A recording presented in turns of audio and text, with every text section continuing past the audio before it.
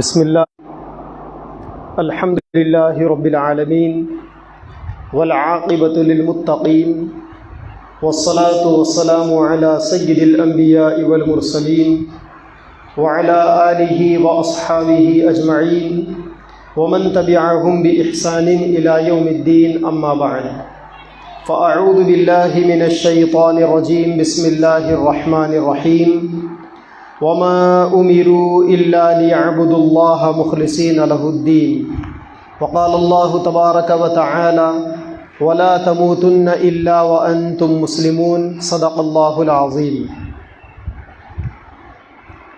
انتہائی عزت اور احترام کے لائق صدر جلسہ و صدر مجلس تحفظ ختم نبوت ٹرسٹ ضلع نظام آباد حضرت مولانا مفتی سعید اکبر صاحب نقشبندی مجددی دامت برکاتہم العالیہ، حضرت مولانا عماد الدین صاحب یہاں تشریف فرما، ملت کے غیور درد مند دل رکھنے والے دانشوران اور پردہ نشین میری عزت دار ماں اور بہنوں، آج کا ہمارا یہ مختصر سا لیکن بہت اہم اجلاس فتنوں کے تعارف کے سلسلے میں ہے، کیونکہ ہم سب مسلمانوں کے لیے اس دنیا میں سب سے بڑا چیلنج اس دنیا سے اپنے ایمان کو بچا کر لے کر جانا ہے، اور اللہ تبارک و تعالی نے تمام مسلمان مردوں اور عورتوں سے یہی مطالبہ کیا ہے، لا تموتن الا وانتم مسلمون، کہ تمہیں اسلام کی حالت میں موت آنی چاہیے، مسلمان بن کر مرنا چاہیے۔ اب مسلمان بن کر مرنے کے لیے مسلمان بن کر زندگی گزارنا بہت ضروری ہے، کیونکہ پیارے نبی صلی اللہ علیہ وسلم نے فرمایا کہ جیسی آپ زندگی گزارو گے ویسی آپ کو موت آئے گی، اور جیسی موت آئے گی ویسی کل میدان محشر میں تم ویسے اٹھائے جاؤ گے۔ تو ایک آدمی اللہ تبارک و تعالیٰ کی عبادت کرتے ہوئے دنیا سے جاتا ہے تو کل قیامت میں بھی وہ اللہ تعالیٰ کی عبادت کرتے ہوئے اٹھے گا۔ ایک آدمی کو سجدے میں موت آتی ہے تو کل قیامت میں وہ سجدے سے اٹھے گا۔ ایک آدمی کلمے کا ورد کرتے ہوئے، قرآن پڑھتے ہوئے، ذکر و اذکار کرتے ہوئے دنیا سے جاتا ہے تو کل اللہ تبارک و تعالیٰ کے پاس میدان محشر میں قرآن پڑھتے ہوئے، ذکر و اذکار کرتے ہوئے اٹھے گا۔ الغرض ہم جیسی زندگی گزاریں گے ہمیں ویسی موت آئے گی، اسی لیے ہمارے لیے یہ ضروری ہے کہ ہم اپنے ایمان کا جائزہ لیں، کیونکہ سیدنا امام اعظم ابو حنیفہ رحمۃ اللہ علیہ نے ایک کروڑوں والی بات ارشاد فرمائی۔ حضرت نے فرمایا کہ جو لوگ اپنے ایمان کی فکر نہیں کرتے، مجھے اس بات کا ڈر ہے کہ کہیں ان کا خاتمہ کفر پر نہ ہو جائے، یعنی کہیں وہ کافر بن کر نہ مرے۔ اسی لیے میری ماں اور بہنوں، ہم سب کے لیے اپنے ایمان کو بچا کر لے کر جانا یہ بہت ضروری ہے، بلکہ پوری زندگی کی بھاگ دوڑ اسی لیے۔ دنیا تو ضرورتاً حاصل کرنے کا حکم دیا گیا تاکہ ہم کسی کے محتاج نہ بنیں، کیونکہ پیارے نبی نے فرمایا کاد الفقر ان یکون کفرا، کبھی کبھی غریبی آدمی کو کافر بنا دیتی ہے، تو غریبی بھی آدمی کے ایمان کے ختم ہونے کا ذریعہ بنتی ہے۔ اسی لیے ہمیں دنیا کمانے کی وقتی اجازت دی گئی، تھوڑی سی اجازت دی گئی تاکہ ہم غریبی کا شکار نہ ہو، کیونکہ یہ غریبی بھی کفر کی بہن ہے، کفر تک لے کر جاتی ہے۔ لیکن مقصد ہمارا ایمان کو بچانا ہے۔ گویا اب سمجھ میں آیا کہ دنیا کمانے کا بھی مقصد ایمان ہی کی حفاظت ہے۔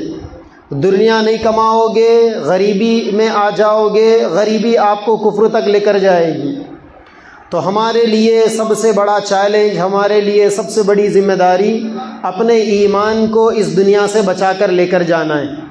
اب یہ ایمان ہے کیا؟ اللہ تعالیٰ نے دو قسم کے احکامات ہمیں دیے ہیں، ایک ہے جس کا تعلق ہمارے دل سے ہے، اور دوسرے ہے جس کا تعلق ہمارے جسم سے، ہمارے بدن سے ہے۔ ایک کا تعلق نظر ہمیں نہیں آتا اور دوسری چیز ہمیں نظر آتی ہے۔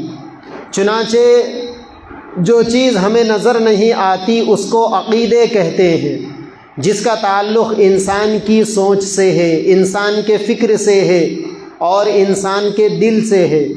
آدمی کے دل میں کیا خیالات ہیں وہ سامنے والوں کو نظر نہیں آتے۔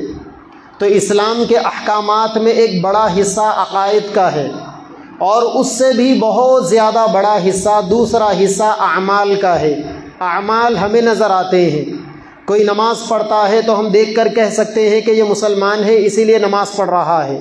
کوئی روزے رکھ رہا ہے تو ہم کہہ سکتے ہیں کہ یہ روزے رکھ رہا ہے، اس کا مطلب یہ ہے کہ یہ مسلمان ہے۔ کسی نے قربانی دے دی، کسی نے حج ادا کیا، کسی نے زکوٰۃ دے دی، اور جتنے بھی اعمال ہیں جو لوگوں کو نظر آتے ہیں، تو وہ اس بارے میں ہم کہہ سکتے ہیں کہ یہ آدمی یہ کرنے والا مسلمان۔ لیکن عقیدوں کو اللہ نے چھپا کر رکھا ہے۔ آدمی جب تک اپنے عمل سے ظاہر نہیں کرتا، اپنی زبان سے آدمی جب تک بولتا نہیں، اس وقت تک سمجھ میں نہیں آتا کہ ان کا عقیدہ کیا ہے۔ اچھا، ہماری بہنوں کے ذہنوں میں ایک سوال ہوگا کہ بھئی یہ عقیدہ کیا چیز ہے؟ تو آپ مختصر لفظ میں اتنا سا سمجھ لیں، اس کے علمی پیرایوں پر بات نہیں ہو سکتی، کیونکہ ہر ذہن میں وہ باتیں سما نہیں سکتی، ہر ذہن اس کو قبول کرنے کی صلاحیت نہیں رکھتا۔ عقیدہ کسے کہتے ہیں؟ آپ مختصر لفظ میں اگر سمجھنا چاہیں تو یوں کہہ سکتے ہیں، ہر وہ بات جس کو آدمی دین سمجھ کر اپنے دل میں بٹھاتا ہے وہ عقیدہ ہے۔ ہر وہ بات جسے آدمی دین سمجھ کر دل میں بٹھاتا ہے وہ عقیدہ ہے۔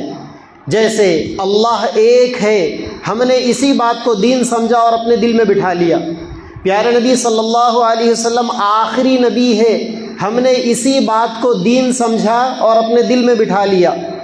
فرشتے برحق ہے اور گناہوں سے معصوم ہیں۔ جتنے پیغمبر دنیا میں آئے ہیں وہ سارے کے سارے اللہ کے بھیجے ہوئے برحق پیغمبر تھے۔ موت برحق ہے، محشر کا اٹھایا جانا برحق ہے، قبر کا عذاب برحق ہے، جنت اور جہنم برحق ہے۔ آسمانی کتابیں اللہ نے جتنی اتاری بشمول قرآن مجید کے اور آسمانی صحیفوں کے، ان ساری باتوں کو ہم نے مذہب سمجھ کر، دین سمجھ کر اپنے دل میں بٹھایا، تو اسی کو عقیدہ کہتے ہیں۔ بچپن میں بچوں کو ہم 2 کلمے، خاص طور پر 5 کلموں کے ساتھ 2 کلمے مزید ہم بچوں کو یاد دلاتے ہیں، ایک ایمان مجمل اور ایک ایمان مفصل۔ ایمان مفصل میں اللہ نے ان 7 باتوں کو ارشاد فرمایا جو مسلمانوں کے بنیادی عقیدے ہیں، جیسے آمنت باللہ، میں ایمان لایا اللہ پر۔ اب اللہ پر کیا ایمان لانا ہے وہ ایمان مجمل میں آپ کو ملے گا۔ آمنت باللہ کما ہوا باسمائہ وصفاتہ وقبلت جمیع احکامہ، کہ میں اللہ تعالیٰ کے تمام ناموں پر، اللہ کی تمام صفاتوں پر میں ایمان لایا اور اللہ کے تمام احکامات کو میں نے قبول کیا۔ یہ اللہ سے متعلق ہمارا عقیدہ، اور اس کی تفصیل ہے۔ آمنت باللہ وملائکتہ، اللہ کے فرشتوں کے بارے میں ہمارا عقیدہ، وکتبہ، آسمانی کتابوں پر میں ایمان لے آیا، ورسلہ، اللہ نے جتنے پیغمبروں کو دنیا میں بھیجا میں اس پر ایمان لایا، والیوم الآخر، آخرت کے دن پر میرا ایمان ہے۔ یعنی دنیا کے اندر بہت ساری قومیں ایسی ہیں جن کا عقیدہ یہ ہے کہ وہ یہ کہتے ہیں کہ جو کچھ بھی ہے یہ دنیا کی زندگی ہے، بس اس دنیا سے جائیں گے تو اس کے بعد کوئی اور زندگی نہیں ملے گی۔ اور ہم جس ملک میں رہتے ہیں یہاں بہت سارے برادران وطن کا یہ عقیدہ ہے کہ وہ مرنے کے بعد دوبارہ پیدا ہوں گے، اس طریقے سے 7 جنم لیں گے، تو ان کا عقیدہ۔ لیکن اسلام کا عقیدہ کیا ہے؟ والیوم الآخر، آخرت کے دن پر ہمارا عقیدہ، والقدر خیرہ وشرہ من اللہ تعالی، ہر اچھے اور برے فیصلے اللہ پاک کی طرف سے ہوتے ہیں، ہر اچھی اور بری تقدیر کے فیصلے اللہ کی طرف سے ہیں، اس بات پر ہمارا عقیدہ۔ والبعث بعد الموت، موت کے بعد دوبارہ زندہ اٹھائے جانے پر بھی مسلمانوں کا عقیدہ ہے۔ ہمیں یہ تعلیم دی گئی، پیارے نبی نے ہمیں یہ بتایا، قرآن نے ہمیں یہ سمجھایا کہ موت کے بعد بھی ایک زندگی ہے، برزخ کی زندگی ہے، محشر کی زندگی ہے، جنت اور جہنم کی زندگی ہے۔ چنانچہ اس زندگی کے اوپر بھی ہمارا عقیدہ ہے۔ کیونکہ دنیا کے اندر جو قومیں بستی ہے ان کا عقیدہ یہ ہے کہ موت کے بعد دوبارہ کوئی زندگی نہیں ہے۔ تو یہ بنیادی وہ عقیدے تھے جس کو ہم بچپن میں بچوں کو یاد دلاتے ہیں، مکتب میں بچوں کو یہ عقائد پڑھائے جاتے ہیں۔ تو میری بہنوں، یہ بنیادی عقیدے ہیں، لیکن اس کے علاوہ بھی اسلام میں اور بہت سے عقیدے ہیں اور ان کا اتنا گہرا تعلق ہے۔ اچھا، وہ عقیدے ایسے ہیں کہ ان عقیدوں کے سلسلے میں فتنوں میں پڑنے کے امکانات بہت زیادہ ہیں۔ اللہ کے بارے میں کوئی ہمیں بہت کم فتنے میں ڈال سکتا ہے۔ ایک واقعہ یاد آیا، ہماری بہنوں کو یہ بات ذہن میں رہے تاکہ وہ اپنے بچوں کو یہ بات بٹھائے۔ امریکہ کے اندر آپ کو تو معلوم ہے سائنس اور ٹیکنالوجی نے بہت ترقی کر لی، تو وہ لوگ تو دیکھی ہوئی چیزوں پر ایمان رکھتے، جو چیز نظر نہیں آتی اس پر ایمان نہیں رکھتے۔ تو امریکہ کے اندر ایک کلاس روم میں جہاں بچپن سے بچوں کے عقیدوں کو بگاڑنے کا کام کیا جا رہا تھا، اس کلاس میں بہت سارے مسلمان بچے بھی تھے اور ٹیچر غیر مسلم تھی۔ اس نے مسلمان بچوں کے دلوں میں اللہ پاک کی نفرت ڈالنے کے لیے اور بچوں کا اللہ پاک کی ذات سے تعلق ختم کرنے کے لیے اس نے بچوں کے سامنے یہ کہا کہ دیکھو بچوں، جو چیز نظر نہیں آتی وہ چیز کو مانتے ہو کیا آپ؟ بچوں نے کہا کہ جو چیز نظر نہیں آتی ہم اسے نہیں مانتے۔ تو اس نے کئی مثالیں دے کر بات کو گھما پھرا کر مدعے پر بات لا کر اس نے یہ کہا کہ جب اللہ نظر نہیں آتا تو وہ کیسے ہے؟ وہ جب اللہ نظر ہی نہیں آتا تو اللہ ہو کیسے سکتے ہیں؟ تو وہیں پر ایک معصوم سا بچہ تھا 6-7 سال کا، اللہ پاک نے اس بچے کے دل میں ایمان کا نور رکھا تھا، شاید ماں باپ نے ویسی تربیت کی تھی، فوری اللہ پاک نے اس بچے کے دل میں یہ بات ڈالی۔ بچے نے کہا کہ اپنے جو کلاس میٹ تھے اس کے دوست، ان سے مخاطب ہو کر کہا کہ دیکھو دوستوں، جو چیزیں نظر نہیں آتی وہ چیزیں ہوتی ہے کیا؟ بچوں نے کہا نہیں ہوتی ہے۔ تو کہنے لگا کہ دیکھو ٹیچر کا دماغ نظر آ رہا کیا؟ نظر نہیں آ رہا، تو اس کا مطلب ٹیچر پاگل ہے، دماغ نہیں ہے ان کو۔ تو جیسے کو تیسا جواب مل گیا وہاں پر۔ تو اللہ کی ذات کے بارے میں لوگوں نے بہت گمراہ کیا، اللہ کی ذات سے توڑنے کی بڑی کوششیں کی اور اس میں شرک کیا گیا۔ لیکن یہ چیزیں ایسی ہیں جو بہت جلد سمجھ میں آ جاتی ہے، آدمی بہت دیر تک اس میں دھوکے سے کام نہیں لے سکتا، تلبیس سے کام نہیں لے سکتا۔ اچھا، اب دوسرا مسئلہ آیا اللہ کے فرشتوں کے بارے میں۔ فرشتوں کے بارے میں بھی زیادہ دھوکہ نہیں دیا جا سکتا۔ بعض قوموں نے پچھلے زمانے میں کہا تھا فرشتوں کو اللہ کی بیٹیاں ہیں، مگر ان کی باتوں کے حد تک رہ گئی، کیونکہ اللہ تعالیٰ کی بیٹیوں کو اگر ثابت کرنا ہے تو پھر اللہ کے باپ کو بھی ثابت کرنا پڑے گا، اللہ کے ماں کون ہے وہ بھی بتانا پڑے گا۔ اور قرآن مجید میں جو سب سے چھوٹی صورت سے تھوڑی سی بڑی صورت ہے سورہ اخلاص، اللہ نے اس کے اندر مسئلہ ہی ختم کر دیا، لم یلد ولم یولد، اللہ کا کوئی خاندان نہیں ہے، نہ اللہ کو اولاد ہے، نہ اللہ کسی کی اولاد ہے۔ چنانچہ یہ مسئلہ بھی ختم۔ پیغمبروں کے بارے میں لوگوں کو گمراہ کرنا چاہا، زیادہ گمراہ نہیں کر سکے، بلکہ پیغمبروں کے سلسلے میں ایک گمراہی جو عام طور پر عقیدے کی شکل اختیار کر گئی، ابھی انشاءاللہ آپ سنو گے اس کے بارے میں، جو ہمارے اور آپ کے آخر نبی سرکار دو عالم صلی اللہ علیہ وسلم کی ذات عالی سے متعلق ہے، اس پر آئیں گے ہم ابھی انشاءاللہ۔ آسمانی کتابوں کے بارے میں بھی زیادہ دھوکہ نہیں دیا گیا، کیونکہ قرآن مجید سے پہلے اللہ نے اور 3 مشہور کتابوں کو اتارا تھا، تورات، زبور، انجیل، جو سیدنا موسیٰ علیہ السلام، سیدنا داؤد علیہ السلام اور سیدنا عیسیٰ علیہ السلام پر نازل ہوئی تھی۔ اس کے علاوہ اللہ نے کچھ تختیاں اتاری تھی جسے صحیفے کہتے ہیں، علماء نے لکھا ہے کہ اس کی تعداد 100 تک تھی۔ تو یہ 103 آسمانی کتابیں یا صحیفے، اور آخری آسمانی کتاب اللہ نے پیارے نبی پر اتاری قرآن مجید کی شکل میں۔ لوگوں نے قرآن مجید کو بدلنے کی بڑی کوشش کی۔ اللہ نے قرآن مجید میں 2 جگہوں پر اوپن چیلنج دیا، کھلا چیلنج اللہ تعالیٰ نے دیا، فَأْتُوا بِآیَةٍ مِّن مِّثْلِهِ فَأْتُوا بِسُورَةٍ مِّن مِّثْلِهِ۔ اگر تم قرآن مجید کی ٹکر میں کوئی قرآن بنانے کا اگر تمہارے اندر اتنی ہمت ہے، ایک آیت بنا کے بتاؤ، ایک سورت بنا کے بتاؤ۔ تو ان لوگوں نے نہ کوئی آیت قرآن کے مقابلے میں پیش کی اور نہ کوئی سورت پیش کی۔ آج سے چند سال پہلے امریکہ کی یونیورسٹیوں میں اس قرآن مجید کے مقابلے میں ایک نیا قرآن لایا گیا، الفرقان الحق کے نام سے۔ اس میں کیا کیا گیا؟ قرآن مجید میں جتنی قتال فی سبیل اللہ کی آیتیں ہیں، خروج فی سبیل اللہ والی آیتیں ہیں، ان آیتوں کو نکال دیا گیا اس میں سے، اور قرآن مجید کو صرف پریکٹیکل قرآن بنا کر، عملی قرآن بنا کر رکھنے کی کوشش کی گئی۔ قرآن مجید کے اندر جیسا میں نے آپ کے سامنے عرض کیا نا، ایک احکام عملی ہے جو جسم سے انجام پاتے ہیں، اور دوسرے احکام فکری ہے جس کا تعلق عقیدے سے ہے۔ تو قرآن مجید کے اندر جو عقیدے کی باتیں ہیں اس کو انہوں نے نکال دیا، قتال فی سبیل اللہ، خروج فی سبیل اللہ، اس کی باتوں کو انہوں نے نکال کر الفرقان الحق کے نام سے آج سے 15-20 سال پہلے یونیورسٹیوں میں داخل کیا، لیکن وہ چیز بھی دنیا سے مٹ گئی۔ تو انہوں نے ہمارے اسلام کے جو بنیادی عقیدے تھے، اللہ کے بارے میں، نبیوں کے بارے میں، فرشتوں کے بارے میں، آسمانی کتابوں کے بارے میں، قرآن مجید کے بارے میں، تو وہاں تو وہ لوگ ناکام ہو گئے۔ لیکن ہم مسلمانوں کے لیے عقیدوں کی ایک شکل ایسی بھی ہے جہاں باطل کسی حد تک کامیاب بھی ہوا، اور مسلمان بہت حد تک اپنے نظریات کو گندا کر چکے، اس مسئلے میں پراگندہ کر چکے۔ جیسے اب ہم آتے ہیں اس بات پر جو بات ابھی ہم نے تھوڑی دیر پہلے ذکر کی تھی۔ پیارے نبی صلی اللہ علیہ وسلم نے فرمایا کہ میں آخری نبی ہوں، میرے بعد کوئی نبی نہیں آئے گا، لیکن آپ نے ساتھ میں یہ بھی فرمایا کہ میرے بعد دنیا میں 30 جھوٹے آئیں گے۔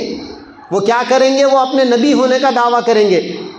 چنانچہ ہمارے نبی کے زندگی ہی کے اندر 1-2 جھوٹے ایسے پیدا ہو گئے تھے، اور نبی کے دنیا سے پردہ فرمانے کے بعد مسلمانوں کو، حضرات صحابہ کرام کو ایک بہت بڑے حادثے سے دوچار ہونا پڑا، ایک بہت بڑے چیلنج کا سامنا کرنا پڑا۔ وہ کیا تھا؟ مسلمہ کذاب کا فتنہ تھا۔ مسلمہ کذاب نے کیا کیا؟ اپنے نبی ہونے کا اعلان کیا۔ اس زمانے میں ایک عورت تھی، اس کو بھی شوق ہوا، اس نے بھی اپنے نبی ہونے کا اعلان کر دیا، طلیحہ نام تھا۔ اسود عنسی تھا، اس نے بھی اپنے نبی ہونے کا دعویٰ کر دیا۔ یعنی نبی کے زمانے ہی میں یہ 3 خبیث پیدا ہو گئے تھے جنہوں نے اپنے نبی ہونے کا اعلان کر دیا۔ تو پیارے نبی نے تو اللہ تعالیٰ کے حکم سے ہمیں پہلے ہی بتا دیا تھا کہ ایسے 30 آئیں گے۔ 3 تو نبی کے زمانے میں آ گئے، اور اس میں ہمارے نبی کے دنیا سے تشریف لے جانے کے بعد مسلمہ کذاب کا فتنہ اتنا سنگین فتنہ تھا، اور اس فتنے کی سرکوبی کے لیے صحابہ کرام اتنے سنجیدہ تھے کہ حضرات صحابہ کرام نے اس کے خلاف جنگ کی، جس کے اندر 1200 صحابہ کرام شہید ہوئے۔ 1200 صحابہ کرام، ہمارے پیارے نبی کی پوری زندگی میں جتنی جنگیں لڑی گئی 275 کے قریب صحابہ شہید ہوئے پوری زندگی میں نبی کی۔ لیکن نبی کے دنیا سے پردہ فرمانے کے بعد جب یہ مسئلہ آیا، مسلمہ کذاب نے اپنے نبی ہونے کا دعویٰ کر کر تاج ختم نبوت پر حملہ کرنا چاہا، تو صحابہ کرام نے اتنا سنجیدگی سے اس کا نوٹ لیا، اور ایسی قربانی صحابہ نے دی کہ اس فتنے کی سرکوبی کے لیے 1200 صحابہ کرام نے اپنی جانوں کو قربان کر دیا۔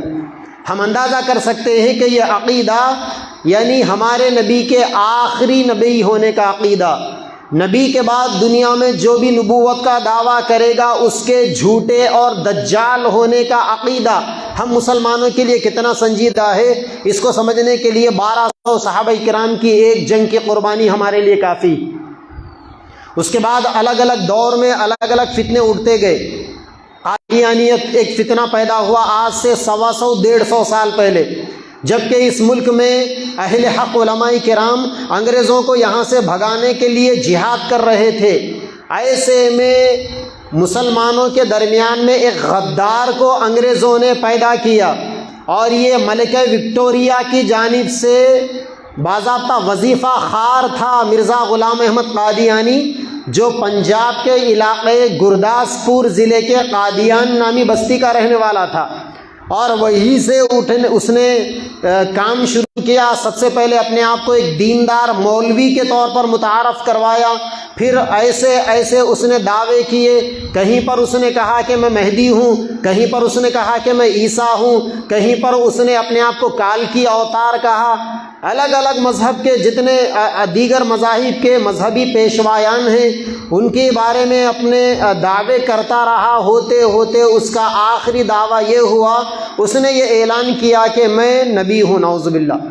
جب علماء نے اس کے خلاف کمر کس لی تو کہنے لگا کہ میں ذلی نبی ہوں، کبھی کہنے لگا میں بروزی نبی ہوں، کبھی کہنے لگا کہ نبی کی روح میرے جسم میں آ گئی، کبھی کہنے لگا کہ نبی تو وہی ہے بس میں ان کا سایہ ہوں۔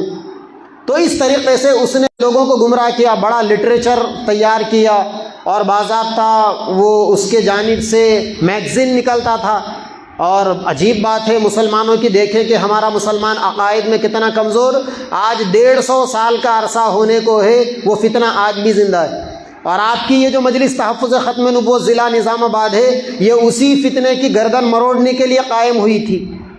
اور اس مجلس کے تحت چندراپور کے علاقے کے وہ سرحدی پہاڑ پٹی کے علاقے جہاں گاڑیاں نہیں جاتی، جہاں آدمی پیدل تک نہیں چل سکتا، موٹے موٹے پتھریلے پہاڑ، وہاں 300 بستیاں اس فتنے سے متاثر تھی، یہاں سے 300-350 کلومیٹر کے آس پاس میں۔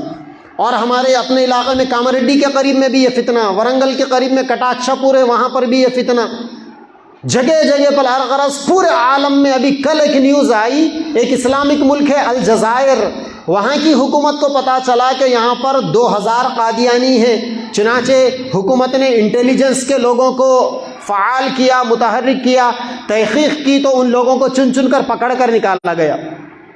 تو ان کا کام کیا؟ تاج ختم نبوت پر ڈاکہ ڈالنا۔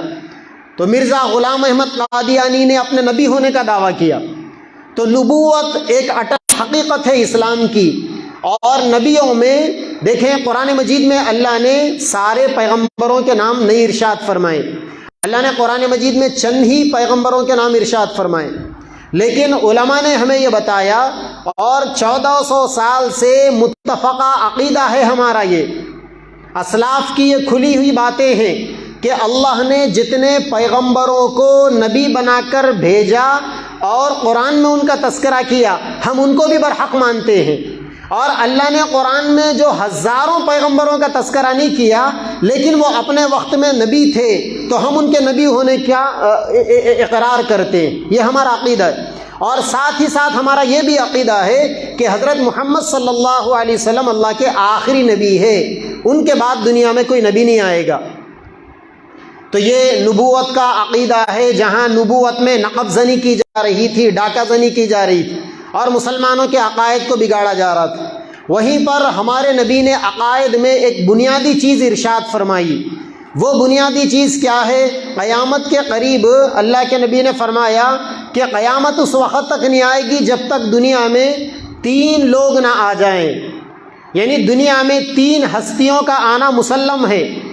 ان میں سے ایک حضرت مہدی علیہ الرضوان ہے، ابھی انشاءاللہ تفصیل آپ سنیں گے، اور دوسری ہستی سیدنا عیسیٰ علیہ السلام کی ذات ہے، اور تیسرا ملعون شخص ہے کانا دجال، جسے مسیح موعود بھی کہا جاتا ہے یا مسیح دجال بھی کہا جاتا ہے۔ میرے نبی نے فرمایا اہل سنت والجماعت کا یہ متفقہ عقیدہ ہے کہ قیامت سے پہلے اللہ تعالیٰ اس دنیا میں مارے گئے حق و باطل کو برپا فرمائیں گے، مسلمانوں پر ظلم عام ہو چکا ہوگا، اسلام پر چلنا مشکل بن چکا ہوگا، بڑے حالات اسلام اور مسلمانوں پر آئیں گے۔ اللہ تعالیٰ مسلمانوں کی دستگیری کے لیے، مسلمانوں کی مدد کے لیے پہلے اللہ تعالیٰ حضرت مہدی کو بھیجیں گے، پھر حضرت مہدی کی دنیا میں آمد کے 7 سال کے بعد سیدنا عیسیٰ علیہ السلام تشریف لائیں گے، اور حضرت عیسیٰ علیہ السلام کی تشریف آوری سے پہلے دجال ساری دنیا کو اپنے فتنے کی لپیٹ میں لے چکا ہوگا، اور دجال کا فتنہ اتنا سنگین فتنہ ہوگا۔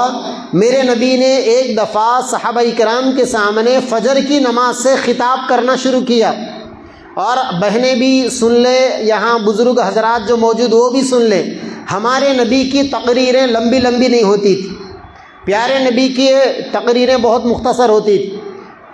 اگر ہمارے نبی کی کوئی تقریر کبھی لمبی ہو جاتی تو سب سے بڑی لمبی تقریر جس کا تذکرہ میں ابھی کرنے جا رہا ہوں، میدان عرفات کی جو تقریر تھی ہمارے نبی کی، بعض علماء فرماتے ہیں کہ 1.25 گھنٹے کی تقریر تھی، اور میدان عرفات کا اجتماع جو ہمارے نبی نے آخری حج فرمایا اپنی زندگی کا، جس کے چند مہینوں کے بعد آپ دنیا سے تشریف فرما گئے، دنیا سے رخصت ہو گئے، گویا آپ کو میدان عرفات میں صحابہ کرام کو قیامت تک کے لیے کچھ انسٹرکشن دینا تھا، کچھ اصول اور ضوابط صحابہ کو دینے تھے۔ اتنی بڑی تقریر، علماء فرماتے ہیں بہت سے وقت گھنٹہ، سوا گھنٹہ، 1.5 گھنٹے کی تقریر، یعنی ہمارے نبی کا ایک معجزہ جوامع الکلم بھی ہے، یعنی ہمارے نبی سمندر کو کوزے میں سمیٹنے کا اللہ نے انہیں معجزہ دیا تھا۔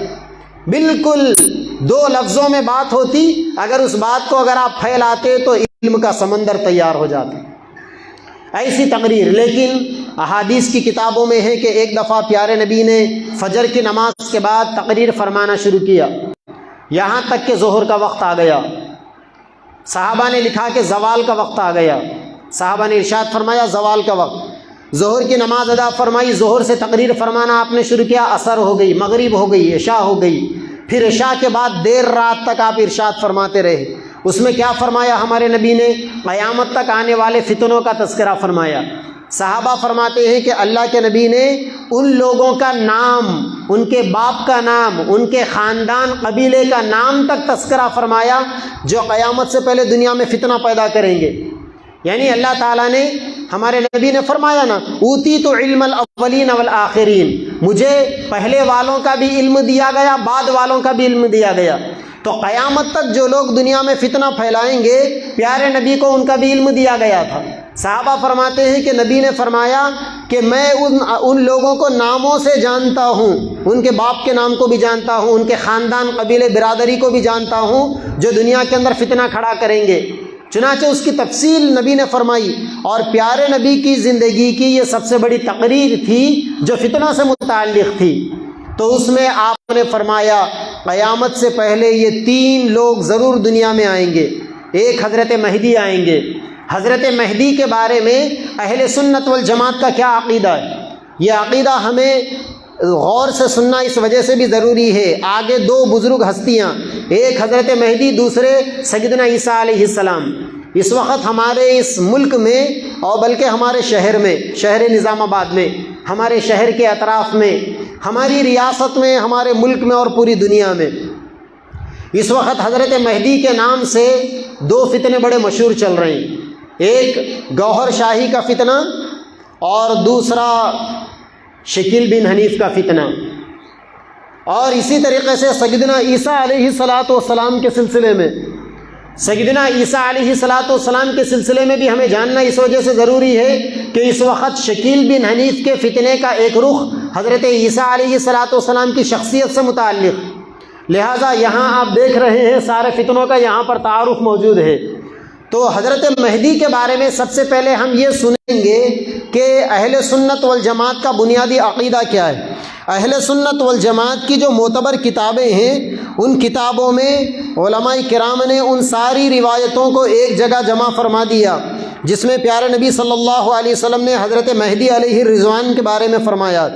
چنانچہ اللہ کے نبی نے فرمایا کہ قیامت اس وقت تک قائم نہیں ہوگی جب تک کہ اللہ تعالیٰ میرے خاندان میں سے ایک آدمی کو ظاہر نہ فرما دے۔ یہیں سے علماء نے ظہور مہدی کا مسئلہ نکالا، یعنی حضرت مہدی ظاہر ہوں گے۔ ظاہر ہوں گے کا کیا مطلب؟ مطلب یہ ہے کہ وہ اس سے پہلے دنیا میں موجود ہوں گے، دنیا میں موجود ہوں گے وہ، لیکن اللہ تعالیٰ، حدیث میں نبی نے فرمایا کہ اللہ تعالیٰ رات حضرت مہدی کے اندر مہدی ہونے کی کوالٹی پیدا کر دیں گے، وہ کمالات پیدا کر دیں گے رات، اور دوسرے دن دنیا کے بڑے بڑے اللہ والے اپنی بصیرت سے اور اپنے نور ایمانی سے حضرت مہدی کو تاڑ لیں گے، انہیں پہچان لیں گے۔ تو ظہور مہدی، نبی نے فرمایا کہ میرے گھرانے سے ایک بندہ ظاہر ہوگا، تو اس کا مطلب یہ ہوا کہ حضرت مہدی بننے سے پہلے تک ان کو نہیں معلوم ہوگا کہ میں مہدی ہوں، بس وہ بھی ایک عام مسلمان بزرگوں کے جیسا، اللہ والوں کے جیسے ہوں گے، نیک پرہیزگار ہوں گے۔ اور نبی نے ان کے ایک ایک حلیے کے بارے میں فرمایا۔ نبی نے فرمایا یواطئ اسمہ اسمی و اسم ابیہ کا اسم ابی، کہ مہدی کیسے ہوں گے؟ ان کا نام میرے نام کے جیسا ہوگا، ان کے والد کا نام میرے والد کے نام کے جیسا ہوگا۔ تو حضرت ہمارے نبی کا نام کیا تھا؟ ہمارے نبی کا نام محمد تھا، ہمارے نبی کا نام احمد تھا۔ تو علماء لکھتے ہیں کہ حضرت مہدی کا نام بھی محمد یا احمد ہوگا، اور ان کے والد کا نام پیارے نبی کے والد کے نام جیسا یعنی عبداللہ ہوگا۔ اور پیارے نبی نے فرمایا وَهُوَ مِنْ وُلْدِ فاطمہ، وہ حضرت فاطمہ کی اولاد میں سے ہوں گے۔ علماء نے لکھا ہے کہ حضرت فاطمہ کی اولاد میں دو بزرگوں سے حضرت فاطمہ کی نسل چلی، ایک حضرت حسن رضی اللہ عنہ، ایک حضرت حسین رضی اللہ عنہ۔ حضرت حسن کی اولاد کو حسنی اور حضرت حسین کی اولاد کو حسینی کہا جاتا ہے رضی اللہ عنہم۔ تو علماء نے فرمایا کہ حضرت مہدی ننیالی اور ددیالی رشتے سے حسنی اور حسینی ہوں گے، حضرت فاطمہ کی اولاد میں سے ہوں گے، اور ان کی عمر 40 سال ہوگی لگ بھگ، اللہ تعالیٰ جب انہیں دنیا میں ظاہر فرمائیں گے، اور وہ مدینہ میں پیدا ہوں گے، مدینہ کے ہوں گے وہ۔ اور ان کے ظاہر ہونے کا بھی اللہ کے نبی نے کچھ علامتیں بتائی کہ حج ہوگا، قتل و غارت قتل و غارت گری ہوگی، بہت سارے مسلمانوں کا خون بہایا جائے گا، اور پوری دنیا میں فتنے عام ہوں گے، مسلمانوں پر ظلم عام ہوگا۔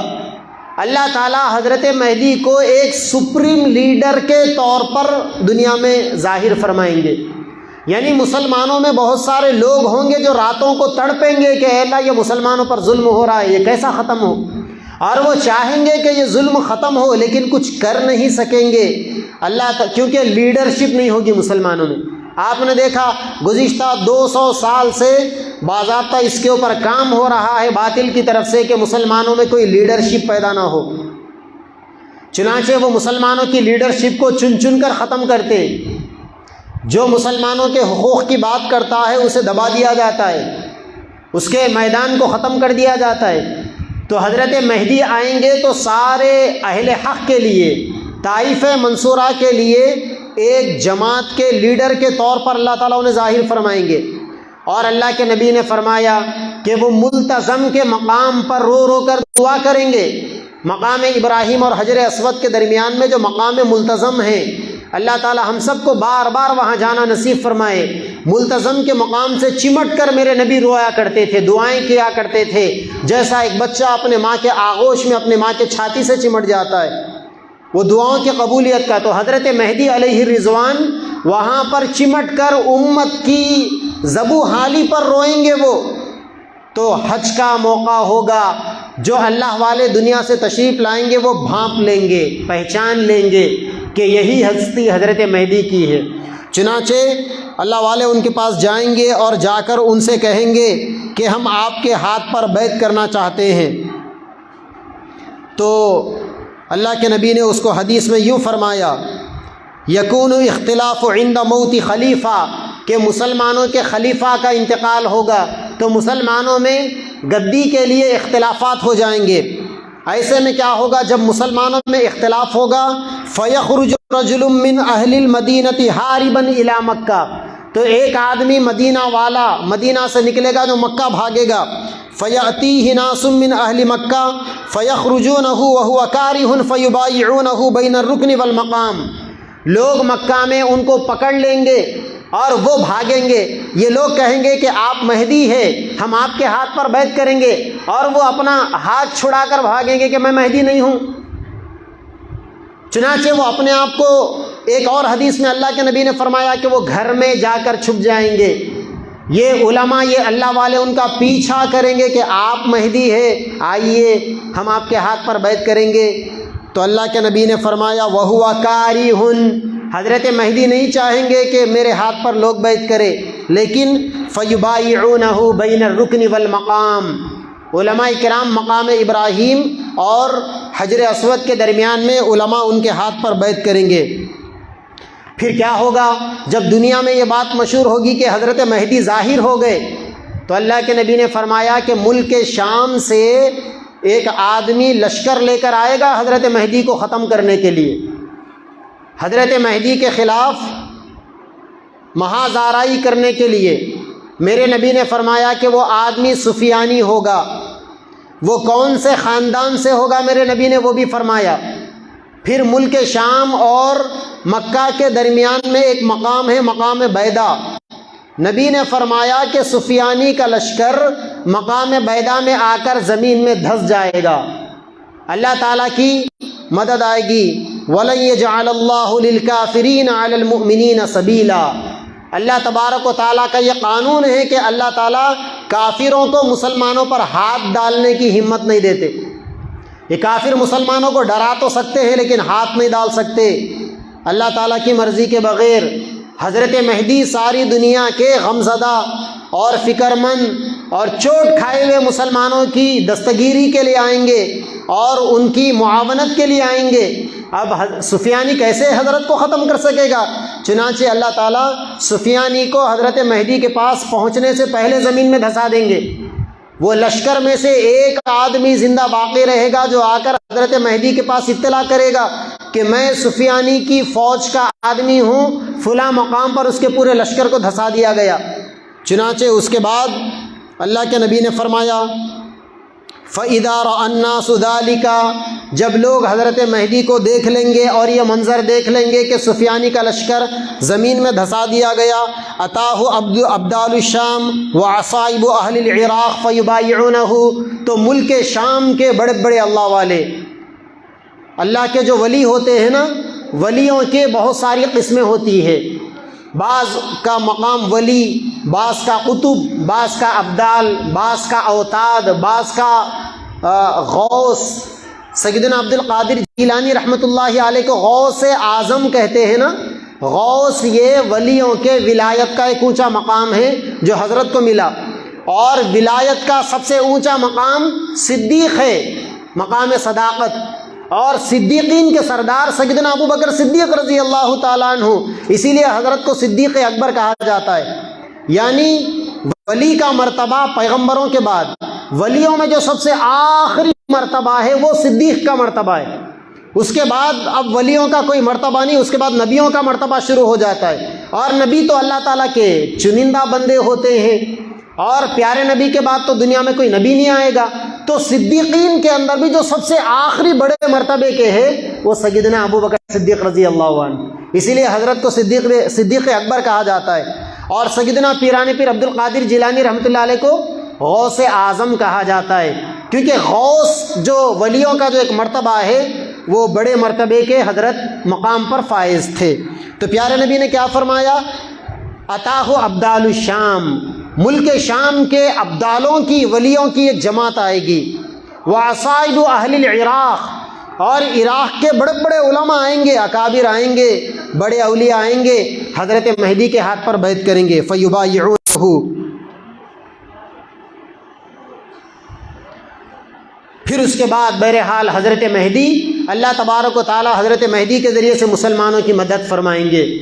حضرت مہدی مسلمانوں میں مال غنیمت تقسیم کریں گے، اموال تقسیم کریں گے، بہت ساری چیزیں تقسیم کریں گے۔ ایک لمبا چوڑا واقعہ ہے، 7 سال حضرت مہدی اپنے مشن پر رہیں گے۔ اس کے بعد دنیا میں سیدنا عیسیٰ علیہ السلام تشریف لائیں گے۔ حضرت مہدی کے یہ 7 سالوں کے آخر دنوں میں دجال آئے گا۔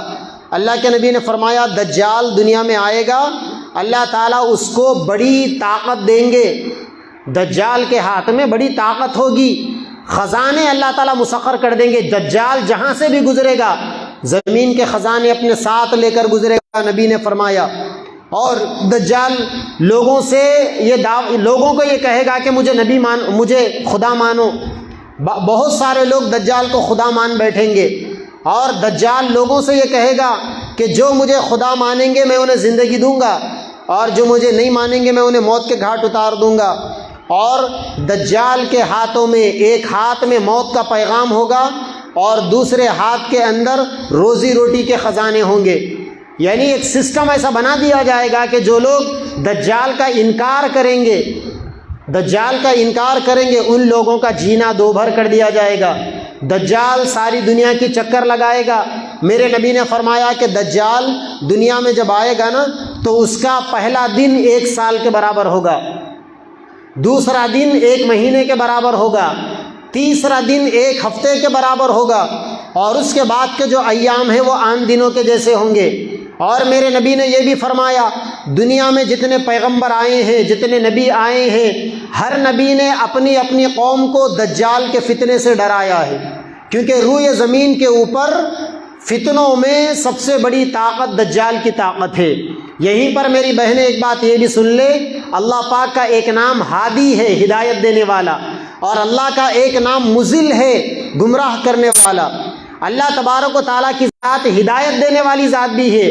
فَمَن يُرِيدِ اللَّهُ أَن يَهْدِيَهُ يَشْرَحْ صَدْرَهُ لِلْإِسْلَامِ، کہ اللہ تبارک و تعالیٰ جس آدمی کو ہدایت دینا چاہتے ہیں اس کے سینے کو اسلام کے لیے کھول دیتے۔ وَمَن يُضْلِلْهُ فَلَا هَادِيَ لَهُ، اور جس کو اللہ گمراہ کر دے اسے کوئی ہدایت دینے والا نہیں ہوتا۔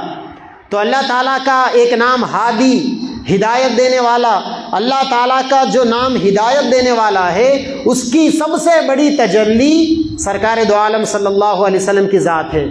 یعنی اللہ تعالیٰ کی ہدایت کی جماعت، پیغمبروں کی جماعت، نیکوں کی جماعت، صحابہ کی، اولیاء کرام کی، اتقیاء کی، صوفیاء کی، اس جماعت کے سپہ سالار پیارے نبی صلی اللہ علیہ وسلم۔ اسی لیے پیارے نبی نے کیا فرمایا؟ خیر قرنی، خیر امتی قرنی، سب سے بہترین، دنیا کا سب سے اچھا زمانہ نبی کا زمانہ، کیونکہ اس زمانے میں اللہ تعالیٰ کی ہدایت کی جو سب سے بڑی طاقت تھی، سرکار دو عالم صلی اللہ علیہ وسلم کی ذات وہ دنیا میں آئی تھی۔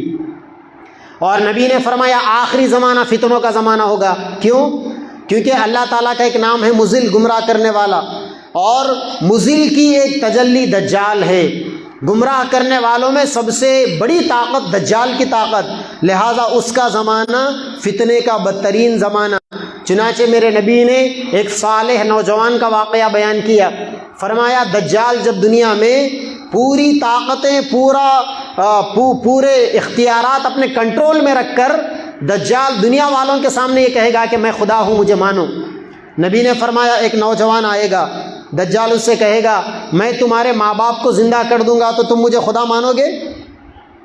پھر دجال اس نوجوان کے مردہ ماں باپ کو لا کر کھڑا کرے گا سامنے، یعنی اللہ تعالیٰ اس کو شیطانی ابلیسی طاقتیں دے دیں گے ویسا۔ آج کل دنیا میں ایک ٹیکنالوجی آ رہی ہے، دیکھیے آپ، اس ٹیکنالوجی کے اوپر کام ہو رہا ہے۔ سعودی عربیہ کے اندر نیوم نامی ایک سٹی بنے جا رہی ہے، پوری اسی ٹیکنالوجی سے۔ دور سے اگر آپ دیکھیں گے تو شہر نہیں دکھے گا، وہ آپ کو کھلا چٹیل میدان، ریگستان دکھے گا، لیکن وہاں اندر لاکھوں لوگوں کی آبادی بھی ہوگی۔ تو ممکن ہے دجال کھڑا کرے گا یا شیطانوں کو لا کر کھڑا کرے گا اس کے ماں باپ کے روپ میں۔ وہ لوگ کہیں گے بیٹا ہم تیرے ماں باپ ہیں، دجال نے ہمیں زندہ کر دیا، تیرے سامنے پیش کیا، اسے خدا مانو۔ وہ نوجوان دجال کے منہ پر تھوکے گا، آپ اندازہ کریں کیسا ایمان ہوگا اس کا۔ دنیا کی برائی کی سب سے بڑی طاقت، آج ہم ایک گلی کے لیڈر کے خلاف حق نہیں بول سکتے، لیکن وہ کتنا ایمانی طاقت والا نوجوان ہوگا جس کے بارے میں میرے نبی نے فرمایا دجال کے منہ پہ تھوک کر بولے گا کہ تو جھوٹا ہے، اور میرے نبی نے اس کے بارے میں مجھے پہلے ہی بتا دیا تھا۔ تو ایسا ایمان مطلوب ہوگا اس زمانے میں، اور کتنے لوگ ہوں گے ایسے ایمان والے؟ جتنے بھی ہوں گے سیدنا مہدی ان لوگوں کے لیڈر ہوں گے، ان لوگوں کے امیر ہوں گے۔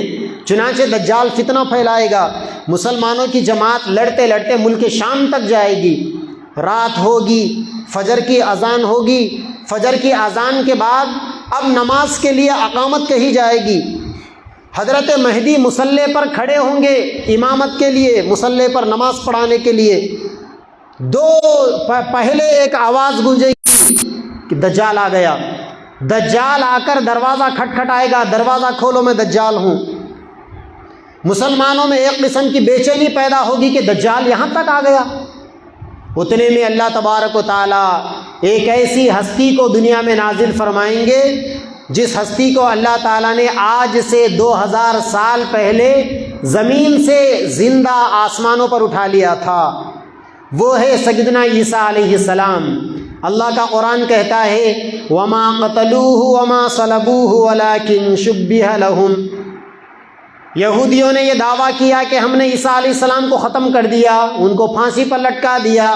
اللہ تعالیٰ کہتے ہیں کہ نہ انہوں نے میرے بندے کو، میرے چہیتے بندے کو ختم کیا، اور نہ اس کو پھانسی پر لٹکایا، ولیکن شبہ لہم، میں نے معاملے کو یہودیوں پر مشتبہ کر دیا، کنفیوژن کا شکار ہو گئے وہ۔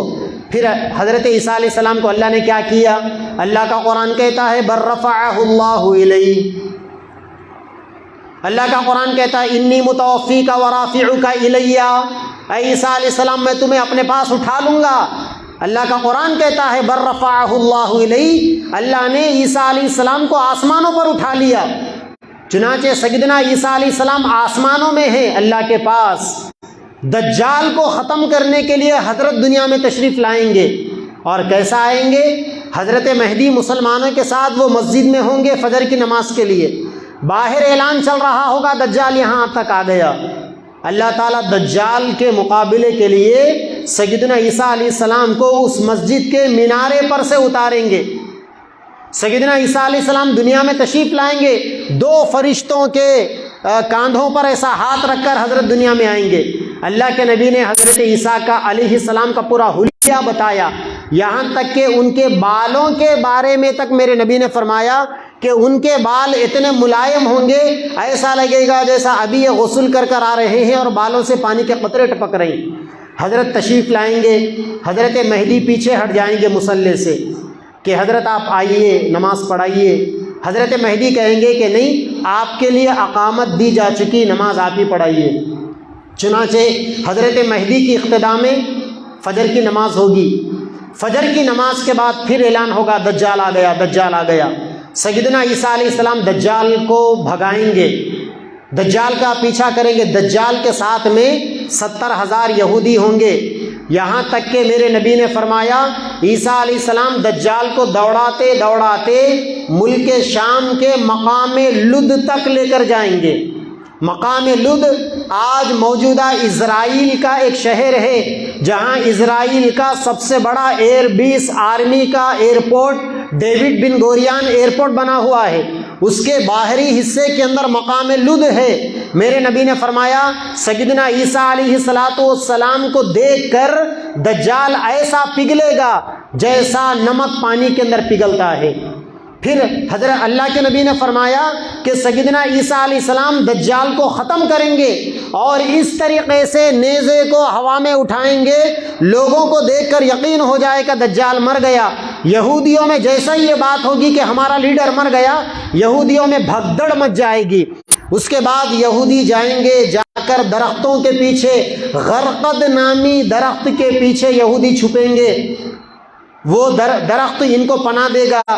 یہودی دوسرے درختوں میں، دیواروں کے پیچھے، پتھروں کے پیچھے چھپیں گے، اللہ تعالیٰ دیواروں کو، پتھروں کو بھی آواز دے دیں گے، زبان دے دیں گے، وہ کہیں گے کہ اے مسلمان، یہاں یہودی چھپا ہے، آؤ آ کے اس کو مارو۔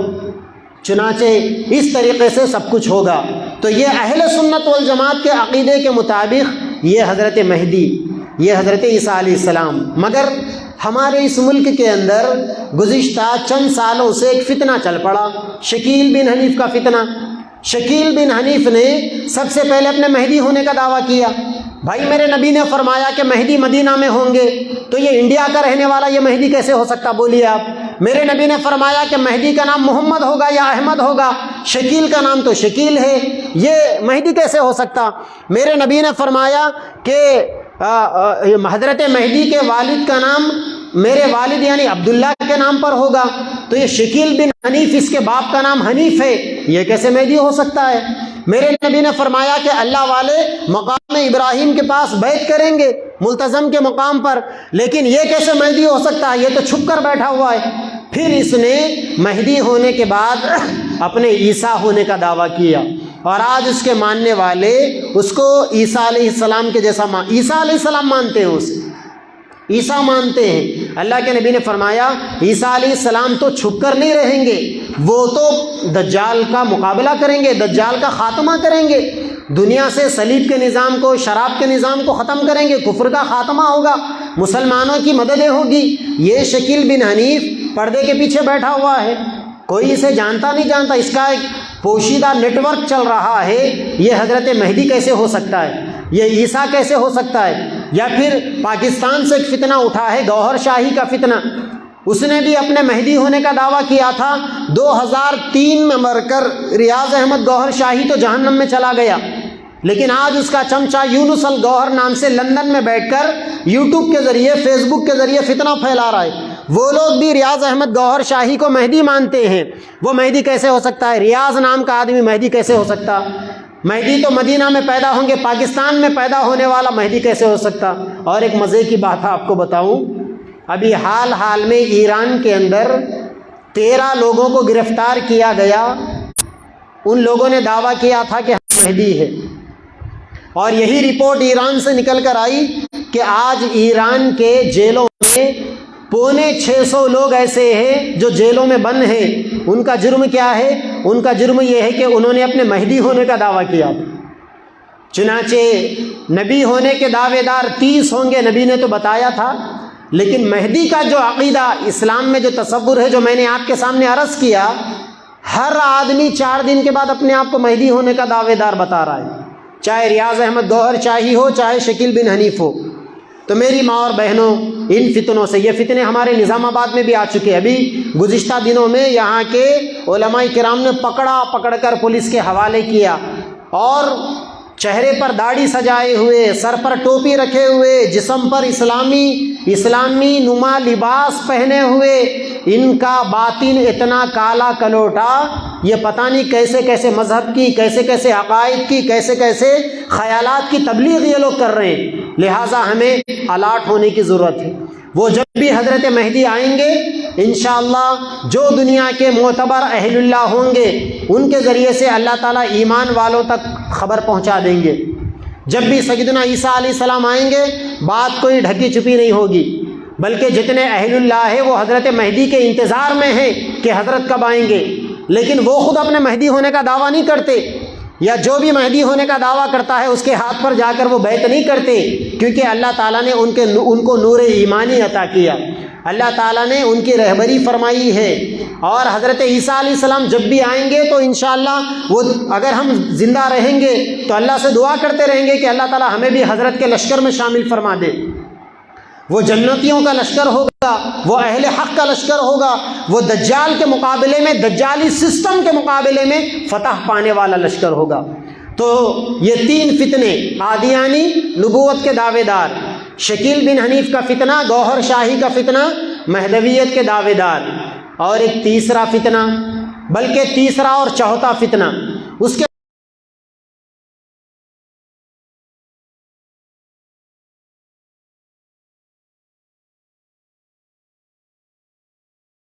آتا کہ یہ مسلمان ہیں، کہیں سے بھی نظر نہیں آتا کہ یہ اللہ والے ہو سکتے ہیں، کہیں سے بھی نظر نہیں آتا کہ ان کا حلیہ ایمان والوں جیسا ہے، کیونکہ ان کے چہرے پر داڑھی ہی نہیں. آپ دیکھیں کہ دنیا کے اندر جتنے علماء کرام ہیں، جتنے اہل اللہ ہیں، وہ اپنے چہرے پر داڑھی رکھتے ہیں. داڑھی اسلام کا شعار ہے، شعار. نبی نے داڑھی رکھی تھی، سارے صحابہ نے داڑھی رکھی، اور اہل سنت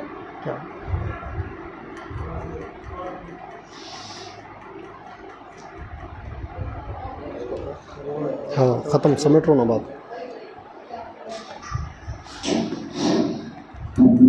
نبی کے چہرے پر داڑھی کی سنت، نبی کے صحابہ کے چہروں پر داڑھی کی سنت، اور آج بھی آپ کے گلیوں میں جو علماء موجود ہیں، جو دیندار، ان کے بھی چہروں پر داڑھی کی سنت. مگر نبی کی یہ داڑھی کی سنت آپ کو جاوید احمد غامدی صاحب کے چہرے پہ نظر نہیں آئے گی.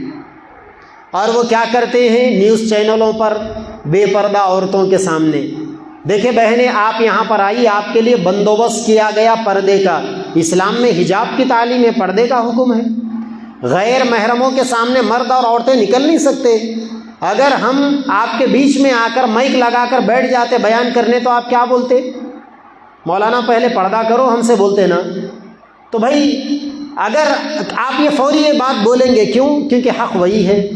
لیکن جاوید احمد غامدی صاحب کا حال یہ ہے، ٹی ویوں کے اوپر، چینلوں کے اوپر آ کر سامنے اکثر عورتیں بے پردہ، ان کے سامنے اب دین کی باتوں کے اوپر ڈسکشن چل رہا ہے، اور یہ صاحب اپنے دل میں جو باتیں آ رہی ہے گھوڑے دوڑا رہے ہیں. ان کے خیالات کیا ہے؟ ان کے کچھ بیانوں کے ذریعے سے ان کی یہ باتیں سمجھ میں آئی کہ قرآنی تعلیمات دائمی نہیں ہیں. یعنی جاوید احمد غامدی صاحب یہ کہتے ہیں کہ قرآن کی جتنی بھی تعلیم ہے وہ ہمیشہ کے واسطے نہیں ہے، اس میں سے بہت ساری تعلیمات کا حصہ نبی کے زمانے کے لیے تھا، نبی کا زمانہ ختم وہ تعلیمات ختم۔ یہ خیالات ہیں جاوید احمد غامدی صاحب کے۔ اسی طریقے سے وہ یہ کہتے ہیں کہ دین کے غلبے کے لیے مسلمانوں کو محنت کرنے کی ضرورت نہیں ہے، اللہ تعالیٰ خود کر لیں گے۔ یعنی نبی نے دنیا کے اندر دین کے غلبے کے لیے جد و جہد کروائی، خود بھی کی، صحابہ نے قربانیاں دی، جب جا کر دین کو سربلندی ملی۔ لیکن یہ صحابہ یہ کہتے ہیں کہ دین کے غلبے کے لیے، دین کو دنیا میں عام کرنے کے لیے مسلمانوں کو محنت کرنے کی ضرورت نہیں ہے، مسلمان ہاتھ پر ہاتھ رکھ کر بیٹھ جائیں، وہ اللہ کا وعدہ ہے، اللہ تعالیٰ پورا کر لیں گے وہ۔ اسی طریقے سے جاوید احمد غامدی صاحب کا ایک زہریلا ڈنک وہ یہ ہے، وہ یہ کہتے ہیں کہ سنت کا تعلق دینی باتوں سے ہے، عادتوں سے سنت کا تعلق نہیں۔ مثال کے طور پر ہمارے بچوں کو ہم سکھاتے ہیں سونے کی سنتیں، کھانے کی سنتیں، پینے کی سنتیں، بہت ساری سنتیں سکھاتے ہیں۔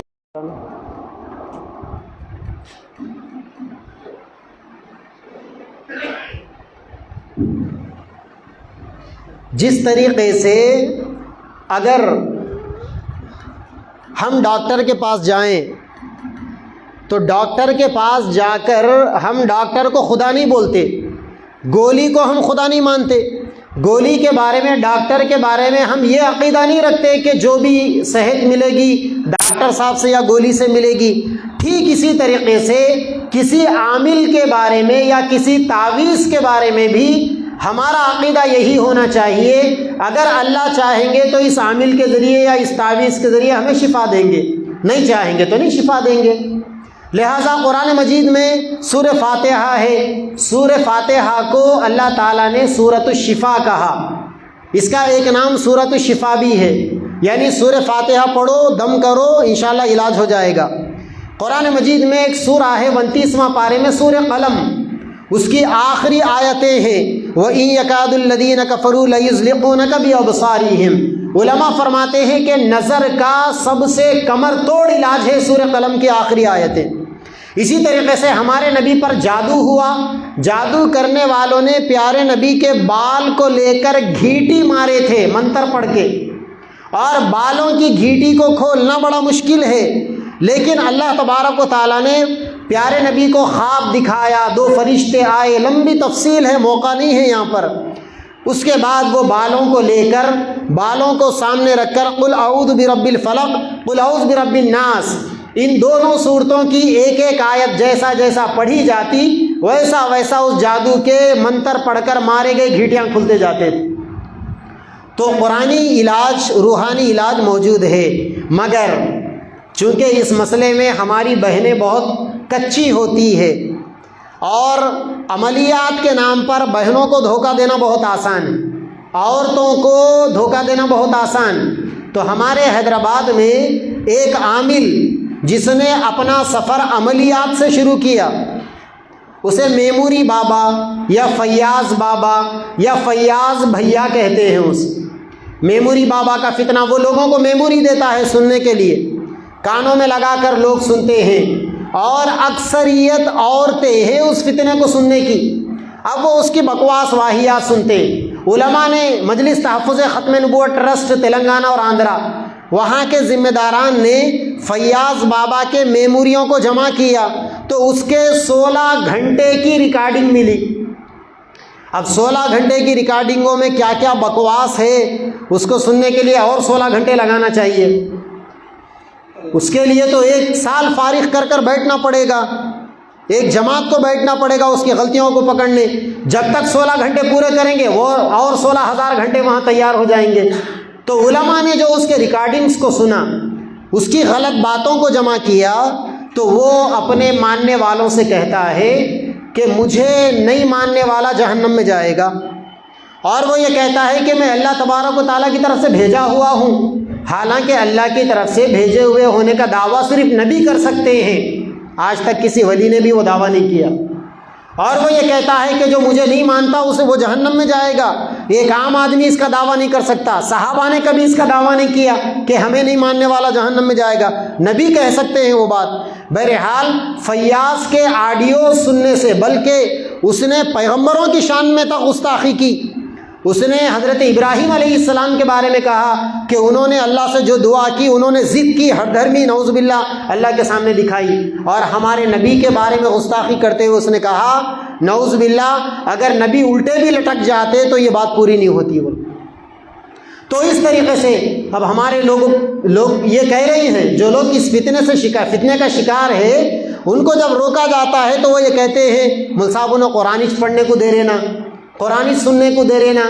پیاری بہنوں، قرآن کے نام پر آپ کو اوپر سے چاندی کا ورق پہنا کر اندر سے زہر کھلایا جا رہا ہے. اور اللہ کے نبی نے ایک حدیث ارشاد فرمائی کہ لوگ قرآن کا سہارا لیں گے اور وہ قرآن کو اپنے پیٹھ پیچھے ڈالے ہوئے ہوں گے. قیامت سے پہلے جتنے 73 جماعتیں آئیں گی، 72 جو لوگ جہنم میں جائیں گے ان کے بارے میں بھی بتایا گیا کہ سب کے ہاتھوں میں قرآن اور حدیث ہی ہوگی. وہ قرآن اور حدیث کے نام پر لوگوں کو دھوکہ دیں گے. تو اس وقت فیاض کا فتنہ، ابھی حال میں ایک جگہ فیاض کے ماننے والوں کو پکڑا گیا تو ان کا دعویٰ یہ ہے کہ ارے تم کتنا روکتے روک لو، فیاض بھیا کے ماننے والوں کی تعداد 3 کروڑ ہو گئی. اگر وہ لوگوں کو ہم جھوٹا بھی سمجھیں، اس کو آدھا بھی کر لیں تو 1.5 کروڑ لوگ اس کے فتنے کا شکار ہیں. اگر ہم 3 کروڑ کا 10% بھی پکڑ لیں 30 لاکھ لوگ اس کے فتنے کا شکار ہیں.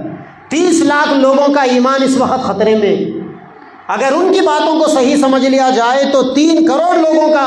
اور آپ حیرت کریں گے، میری مسجد میں نے بسم اللہ مسجد مٹپلی میں ابھی 4 جمعہ پہلے فیاض کے فتنے کے خلاف میں تقریر کی.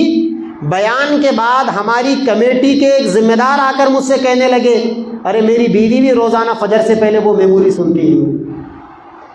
آپ حیرت کریں گے، اچھا اس سے پہلے ہم بار بار لوگوں سے کہہ رہے تھے کہ کوروٹلا، مٹپلی، جگتیال میں 5000 لوگ اس فتنے سے متاثر ہے، کوئی ماننے کو تیار نہیں تھے. ایک مرتبہ بیان کیا تو کمیٹی کے ذمہ دار آ کے بولنے لگے کہ ہمارے گھر میں بھی یہ چل رہا. تو میری ماں اور بہنوں، عورتیں خاص طور پر الرٹ رہیں، یہ فتنہ عورتوں میں زیادہ چل رہا ہے. بقیہ اس کی اور تفصیلات کی جانکاری کے لیے مجلس تحفظ ختم نبوت ضلع نظام آباد آپ کا یہ دفتر موجود ہے، علماء موجود ہے. اللہ تبارک و تعالیٰ سے دعا ہے کہ اللہ تعالیٰ میری اور آپ کی اور ساری امت محمدیہ کی ایمان لیوا عقائد میں خلل ڈالنے والے سنگین فتنوں سے حفاظت فرمائے. وآخر دعوانا الحمدللہ رب العالمین.